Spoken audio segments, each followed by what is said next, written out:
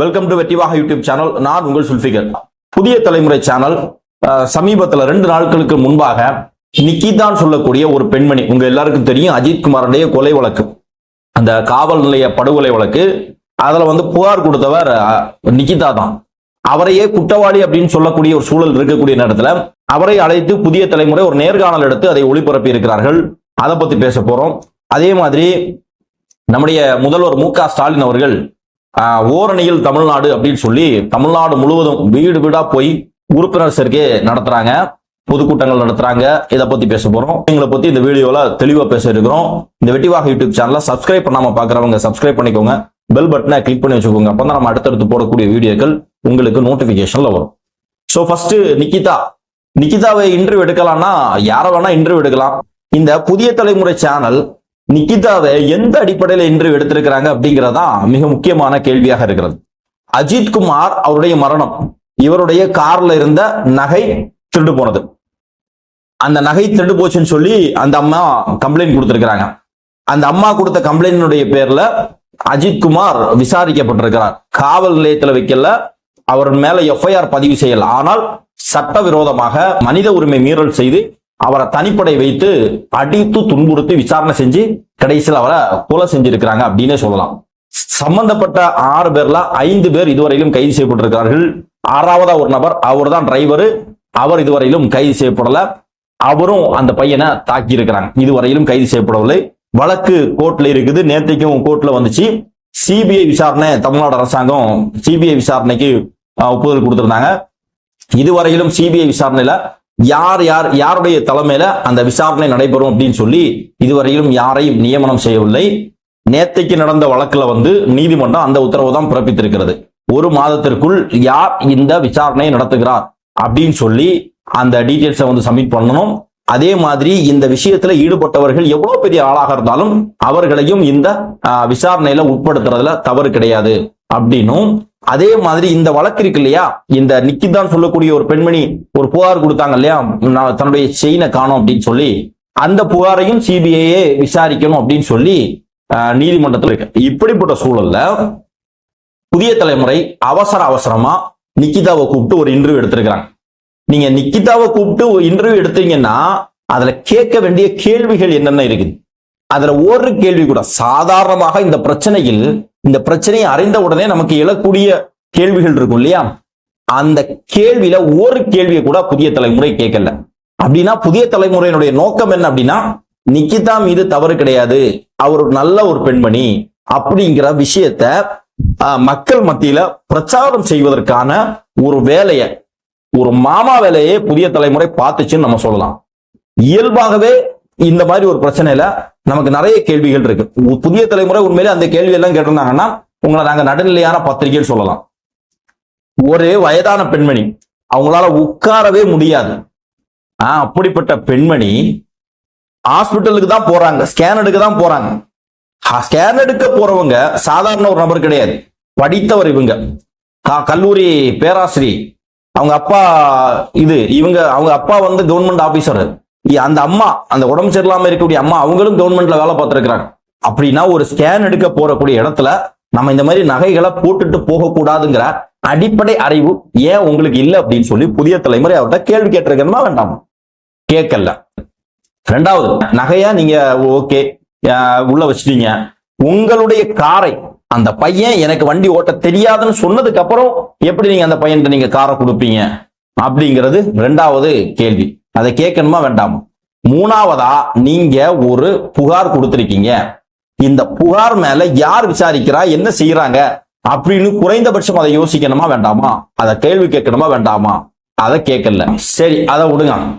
உங்க மேல தனிப்பட்ட முறையில் ஒரு கல்லூரி பேராசிரியர், அதே மாதிரி ஒரு கல்லூரியினுடைய முதல்வர், அதே மாதிரி நம்ம ஒரு சங்கி ஒருத்தர் இருக்காரு, அவருடைய முதல் கணவர், அவர் புகார் சொல்லி இருக்கிறார்.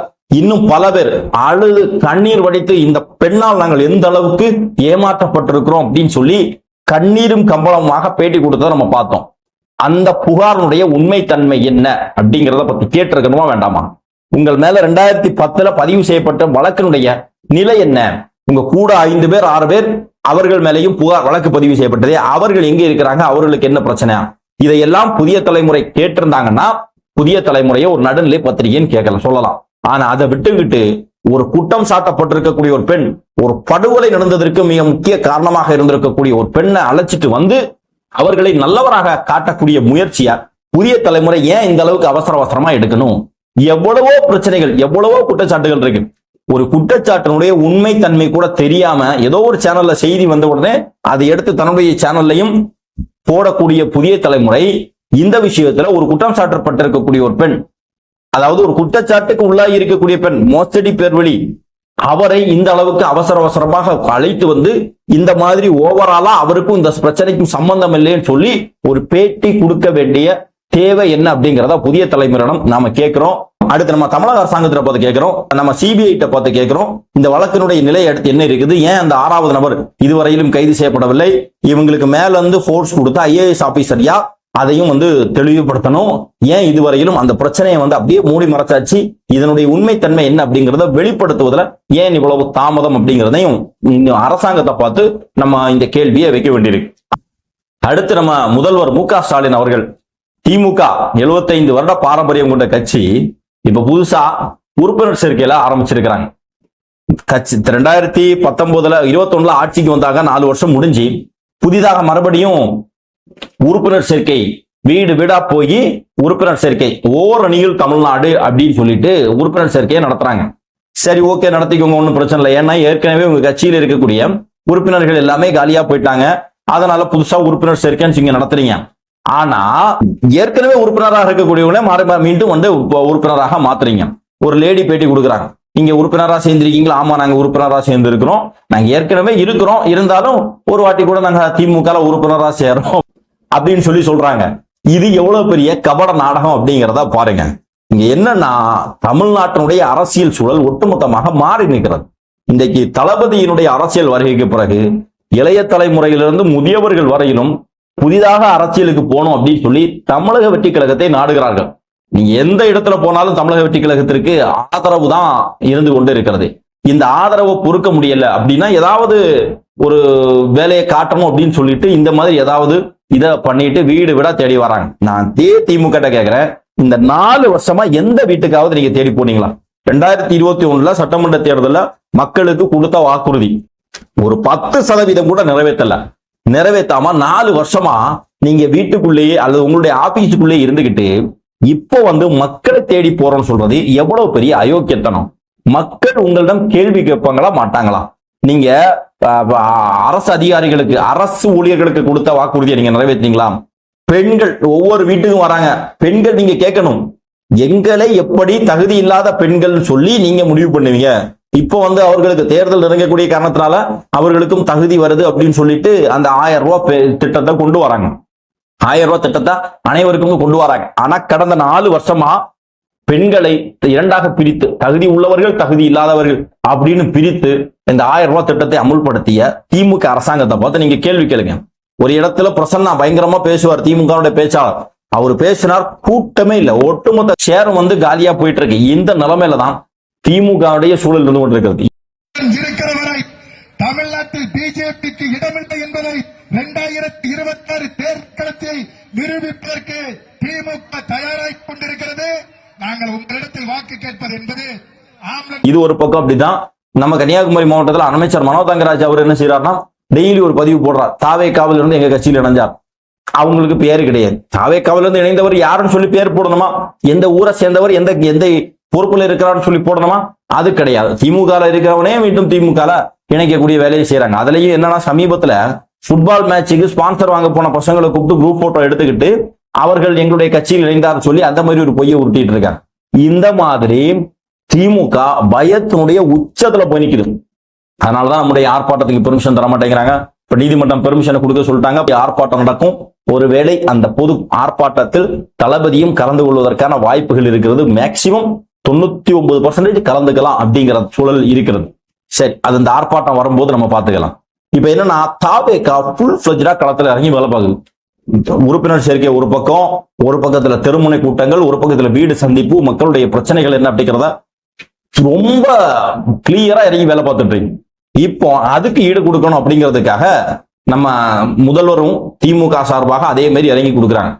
4 வருஷத்துக்கு அப்புறம் இப்ப போய் கேக்குறாங்க உங்களுக்கு பிரச்சனை என்னன்னு. நீ 2021 ஆட்சிக்கு வந்த உடனே மக்களுடைய பிரச்சனை என்னன்னு தெரியும். நீ அதுக்கு முன்னாடியே விடியல் பயணம் அது இதெல்லாம் போனீங்க, ஆயிரக்கணக்கான மனுக்களை வாங்குனீங்க. அது மட்டும் போதாதுன்னு நீங்க ஆட்சிக்கு வந்ததுக்கு பிறகும் முதல்வருடைய தனிப்பிரிவுக்கு எத்தனையோ புகார்கள் வழங்கப்பட்டது. முதல்வருடைய தனிப்பிரிவுக்கு போன புகார்கள் எதுவுமே முழுமையாக விசாரிக்கப்படவில்லை, தீர்த்து வைக்கப்படவில்லை. சும்மா ஏதோ ஒரு தகவல் மட்டும் வரும், உங்களுடைய புகார் மனு பெறப்பட்டது அப்படின்னு வரும். அதுக்கப்புறம் அதுல எந்த தீர்வுமே கிடையாது. இப்படி இருக்கக்கூடிய சூழல்ல ஆட்சி முடிய போற நேரத்துல போய் நீங்க மக்கள் குறைய கேட்டு என்னத்தை செய்ய போறீங்க? ஒன்னும் செய்ய மாட்டீங்க. மக்கள் குறைய கேட்கிறேன், நாங்க மக்களோடு நிக்கிறோம் அப்படின்னு சொல்லக்கூடிய ஒரு நாடகம் நடத்துவதற்கு பயன்படுமே தவிர வேற எதுக்கும் பயன்படாது. நீங்க சொல்றீங்க இல்லையா ஓர் அணியில் தமிழ்நாடு அப்படிங்கிறது நிதர்சனமான உண்மை. ஓர் அணியில் தான் தமிழ்நாடு. அந்த அணிக்கு தலைமை தாங்க போவது தமிழக வெற்றி கழகத்தினுடைய தலைவர் தளபதி தான். தமிழ்நாடு ஓர் அணியில் நிற்கிறது. அந்த ஓர் அணி தளபதியினுடைய அணி என்பதுதான் நிதர்சனமான உண்மை. அன்பார்ந்த சகோதரர்களே, இந்த வீடியோ சம்பந்தமாக உங்களுடைய மேலான கருத்துக்களை பதிவு செய்யுங்கள். நன்றி.